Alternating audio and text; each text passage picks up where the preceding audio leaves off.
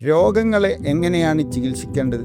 രോഗം വരുമ്പോൾ എവിടെയാണ് രോഗം എന്ന് നോക്കി ആ അവയവത്തിനൊരു സ്പെഷ്യലിസ്റ്റ് ഡോക്ടർ ഉണ്ടാകും. അയാളുടെ അടുത്ത് പോയി അവിടെ ചികിത്സിക്കുകയാണ്. എന്തൊരു മണ്ടത്തരമാണ് ഈ ചെയ്യുന്നത്!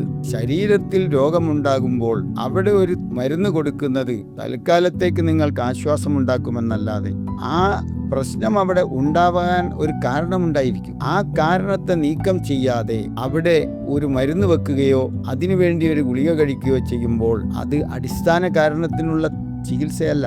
എൻ്റെ കാലിൽ നീരുണ്ട്, ആ നീര് ഒഴിവാക്കാൻ വേണ്ടി ഞാൻ വയറ്റിലേക്കൊരു ഗുളിക കൊടുക്കുകയോ കുഴമ്പ് തേക്കുകയോ ചെയ്യുമ്പോൾ തൽക്കാലം ആ നീരിനെ കാണാതാകും എന്നേ ഉള്ളൂ. സത്യത്തിൽ അവിടെ നീരുണ്ടാവാൻ കാരണം എന്തായിരുന്നു?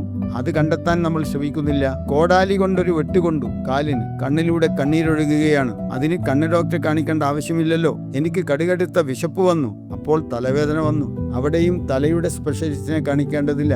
വയറ്റിലേക്ക് ഭക്ഷണം കൊടുത്താൽ അത് തീരും. അപ്പോൾ ശരീരത്തിൽ എന്ത് രോഗം എവിടെ തന്നെ പ്രത്യക്ഷപ്പെട്ടാലും ഉടൻ തന്നെ ഇന്ധനം മാറ്റണം. അഥവാ ശരീരത്തിന് കൊടുക്കേണ്ട യഥാർത്ഥ ഭക്ഷണം കൊടുക്കാത്തത് കൊണ്ടാണ് ഈ രോഗം എനിക്കുണ്ടായത്. കാൽമുട്ട് വേദനയാകട്ടെ, പ്രഷറാകട്ടെ, ഷുഗറാകട്ടെ, എന്താവട്ടെ എന്ന് മനസ്സിലാക്കി ഒറിജിനൽ ഭക്ഷണത്തിലേക്ക് മാറുമ്പോൾ സകല രോഗങ്ങളും സുഖപ്പെടും.